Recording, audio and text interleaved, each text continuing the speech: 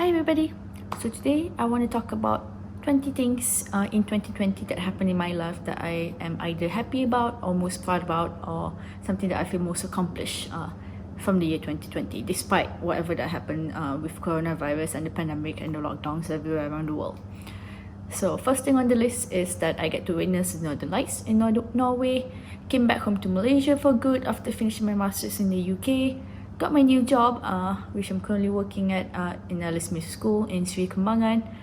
Moved to a new house just because I didn't want to commute and drive every day from Shah Alam to Sri Kembangan, so I decided to move to Sri Kembangan itself with my husband. This was our first real house in Malaysia together, so we're just renting it out and we'll see how it goes.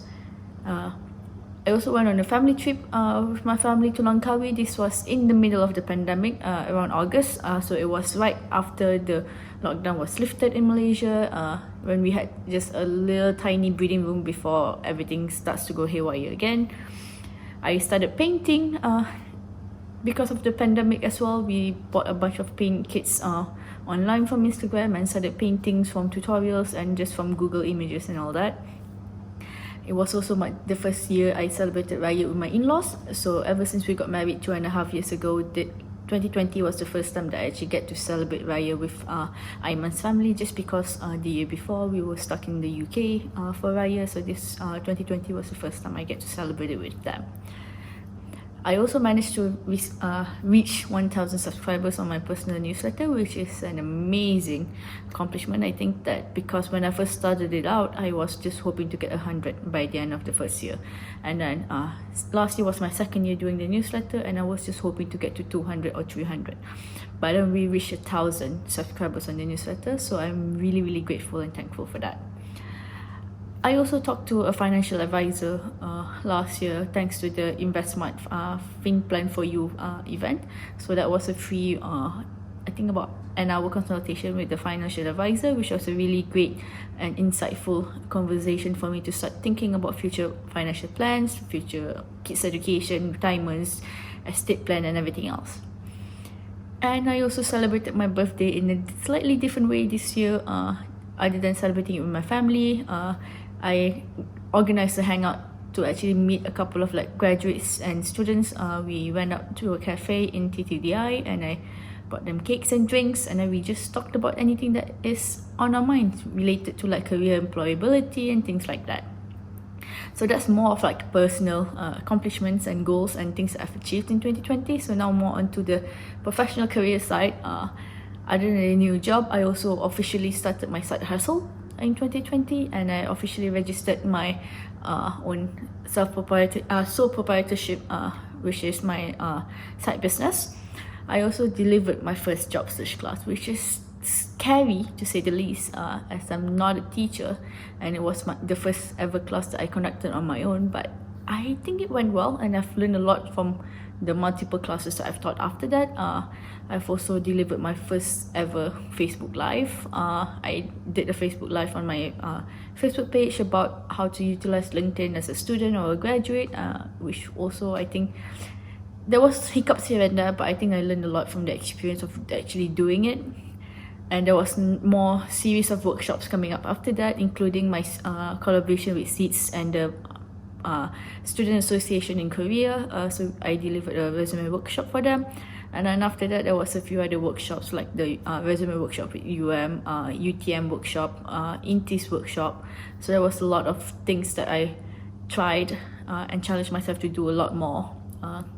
And I think that was a really great learning experience for me to actually go through the whole things and testing out to see what works and what doesn't. I also gave my first ever webinar on my own. That was a really last minute decision to do, and I'm really grateful for SEEDS for allowing me to use their platform and to actually be able to conduct the webinar. I was expecting 50 plus people to attend. We had 350 people registered for the event and more than 100 attended, and it was also live on Facebook. So that was a really great learning experience, and hopefully it was beneficial for others as well.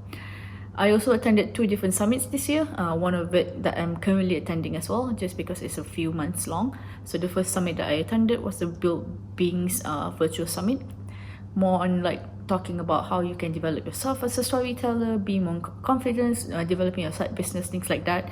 And the second one is the Bounce Back Summit by Leader Economics. I owe it to Aaron Tan of Mr. Stingy for giving me for buying me and gifting me all access pass to Bounce Back Summit, which is an amazing thing. I've read a little bit more about that on the blog.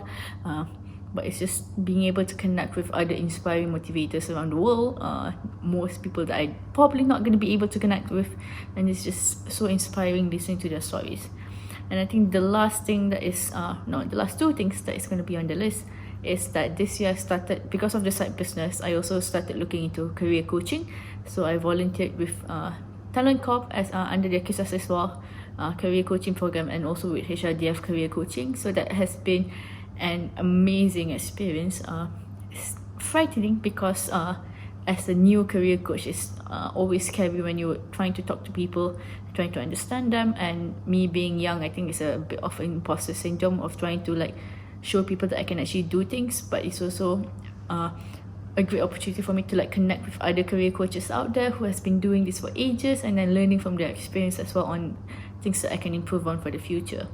And then I also to end this video, I also recorded a couple of podcasts with some friends, so I'm going to link them below in the description. So I recorded a podcast with Aiman Azlan for our 150 community platform. I recorded a podcast with Amiruddin Ibrahim, also a fellow blogger, and also with Farisha Shuko for her Women Empowerment series. So that's pretty much 20 things that I'm proud of or happy about in 2020. I'm recording it all in one take, so I'm not going to edit it. So I hope you enjoyed it, and I'll see you in the next video, hopefully. So I've also wrote a 21 for 2021 list on the blog. So just 21 things that I want to achieve or do in 2021. So let's see if I'm going to be able to accomplish them all. And I wish you all a happy new year, and see you next time. Stay safe, wear a mask, okay? Bye.